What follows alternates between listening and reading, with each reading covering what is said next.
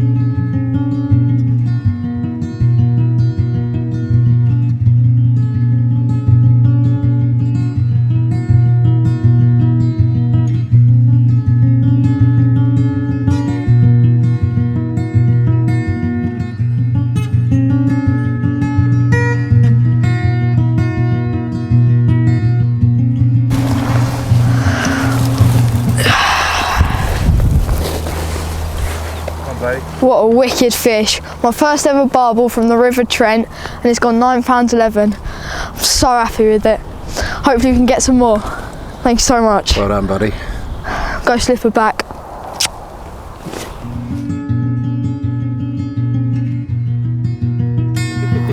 There we go.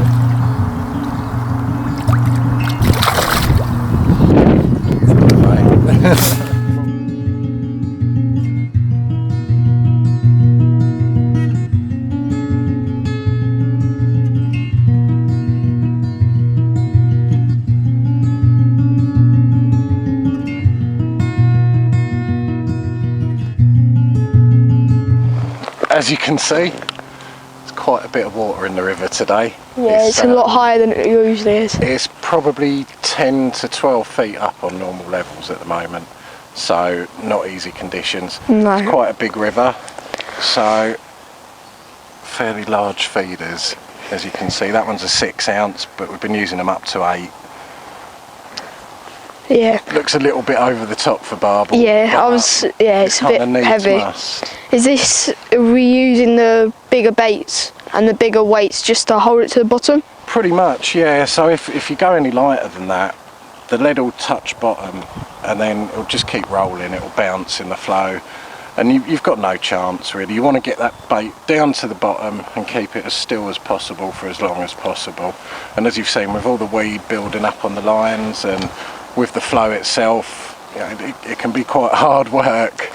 So we've been talking about bait. What bait do you go for when you go for these elusive barbel? Well, normally in these kind of conditions I'll go saying really big, really smelly, try and draw a bit of attention to look at them. Something like that. So that's a 20mm barrel, loads of smell, loads of attraction. Is that just leak off in the water? Yeah, literally just shouting at the fish, look at me, come and find me. That's how I'd normally do it. According to Kai, the bailiff, they've still been coming out on fairly small baits. So we made a little bit of a change yesterday from big, smelly, leery boilies to these little fellas. One of your specials. One of my secret specials. He still hasn't told me the ingredients, so don't ask me. I will do when you catch your first double, buddy. We've been close, we've been close. And that seemed to do the job. That was the one. So what about loose feed? Loose feed, I've never ever put anything in loose by catapult or by hand or anything like that. Surely it'll just float down the river. Yeah, because of the depth of the water and the flow, but it will land there, but it will actually touch the bottom maybe 200 yards downstream. So you've got, Wow. you're just wasting bait really. So we use the feeders to concentrate a bit of feed around the hook bait and to draw the fish up towards it. If we do want to get a bit of loose bait down there as well, we'll either use a bait dropper or big PVA bags. We've had an experience with PVA bags today. Let's not go there. I'll tie one up for you in a little bit. Yeah, they're really big. We'll go for them, and with those I'll strap them on to a big old gripper lead like that, and that gets all the bait down to the bottom where you want it. If you just put it in loose, you've got no idea where it's going to land. Yeah. You're just pre-baiting the lad downstream swim for it. Yeah, you're helping them out. And that's not what we want to do. No, we're not like that. So we've been talking about pellets and putting them in the feeder. Well, how do you soften them? How do you soften them? Because there's many ways of doing it. So I like to use a right mixture of pellets, different sizes, different flavours, all sorts really. And all we do is put them in a bait box, pour boiling water over them, give them a good old shake for about 30 seconds, then drain all the water off, and that makes them just start to go sticky. So they still stay hard, they still retain their shape, they're still a pellet, but it just makes them sticky enough to push into a feeder and hold there. So some people don't enjoy doing that because they believe that some of the scent gets taken away from it. How far do you agree with this? You will lose a bit of the flavour, as you can see when you drain the water off, all that colour that's coming out. You will take a little bit of the flavour out of the pellets, but there's still plenty in there. You're only making the outer skin of the pellet soft and sticky, so there's still all the oil and all the liquid, all the attraction's still inside the pellet. So you're only losing that outer layer, which once the pellets go into the water, that's gone within maybe 15-20 minutes anyway. Yeah, so you've still got loads of attraction there. You know, those feeders still really smell. So if you want to boost them up a little bit more, you know, you can put a little glug of liquid in once they're... Yeah, that's what we've been doing, haven't we, with the krill. Little crafty catcher krill. Yeah, a bit of crafty he still won't tell me the ingredients for the liquids. So what would be the perfect conditions for barbelling? Absolutely perfect for me would be early autumn, maybe just had a bit of rain, so there's a bit of colour in the water, but it's just starting to drop, so it's still got that kind of chocolatey colour, but the levels are falling, warm water. That's sort of the golden conditions. Yeah. That's the one. Right, so with the barbel that we've had today, they've got quite long barbels themselves. Do they get their name from this, or is this just a... Yeah, well, the Latin name is Barbus barbus, so I think the common name has just derived itself from the barbules.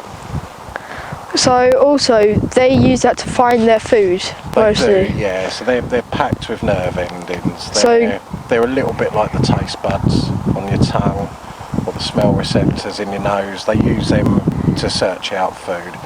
Can that affect the way that we should think about our bait and the way we should present? Yeah, I mean, Barbel have got brilliant eyesight.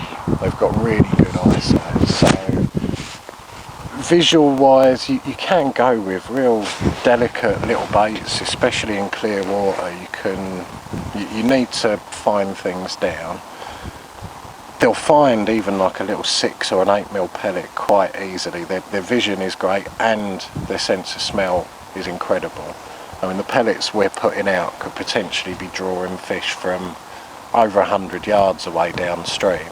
That's quite a long way. That smell, and they'll home in on it. So they're incredible at finding food in pretty brutal conditions. Yeah, as we can see. Is this the same with natural foods as well then? Yeah, I mean a barbel's natural diet, especially in this river, is things like water snails, shrimps, any kind of little invertebrates they can find living in the gravels. They prefer to feed on clean hard gravel than clay and silt and like a dirty bottom. They like those real clean areas, and naturally they'll forage through the gravel for bugs. When you're up here in the summer and it's running really clear, especially at low tide, and you look on the rocks in the edge, they're absolutely alive with tiny little water snails. I mean, there's places where the bottom's almost black with snails, and that's their natural food. Yeah, that's what they're feeding on naturally. So could we use, some people have zig bugs that are sort of in the shape of snails. Could you use them? Or I know guys that have caught them on the fly before. It can be quite tricky.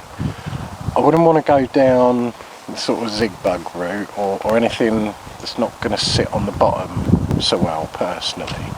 But I do know a few guys that have caught them on the fly. Yeah.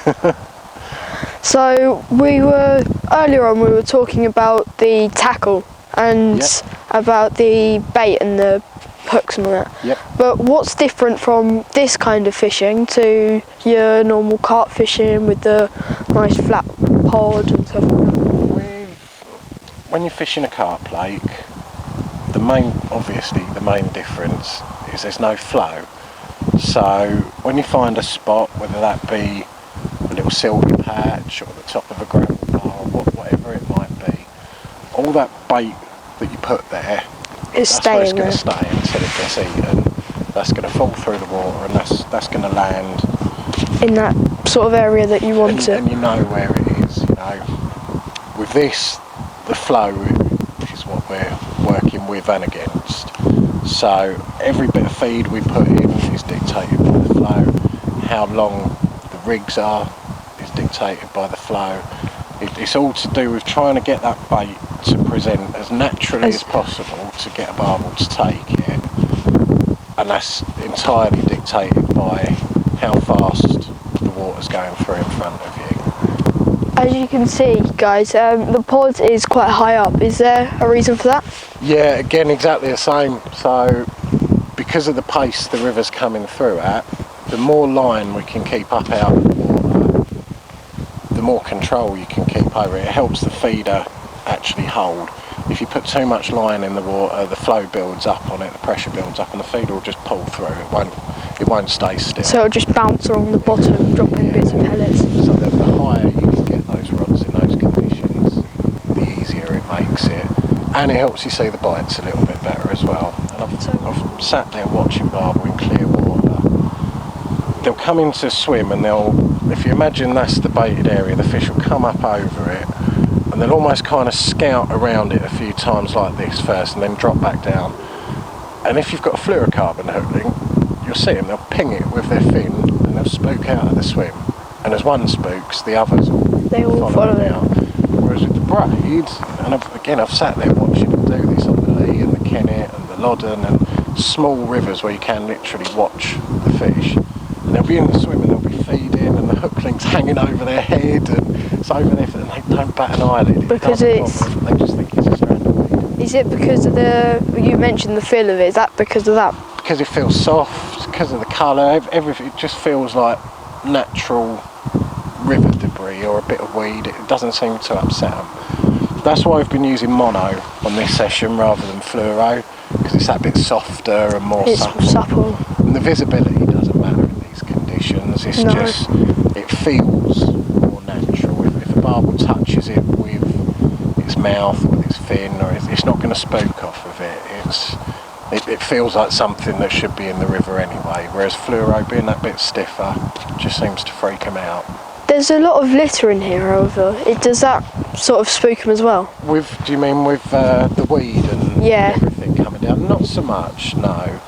It's again, that's due to the amount of floodwater we've got on at the moment, just where the river's come up and it's picking it all up. You can see the margins here, and as the river starts to drop back, all of that gets pulled out into the main flow. That's pretty normal for them. That's part of their everyday life. Well, thank you for this. This has given me a few great tips for my barbel angling.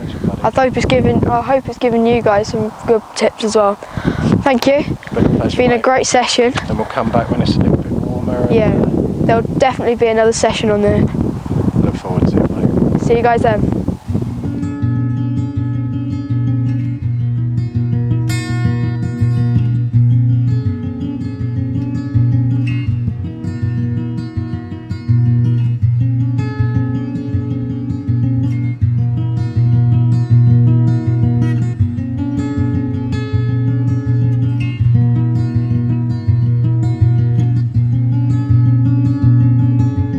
Do-do-do. I'll try and not swear. Yeah, you can't swear in this one. Alright. Mark, I'm going to have to sell you a back bed chair, mate. Just in case Darren sees this bit of filming, even on my day off, still selling, still working.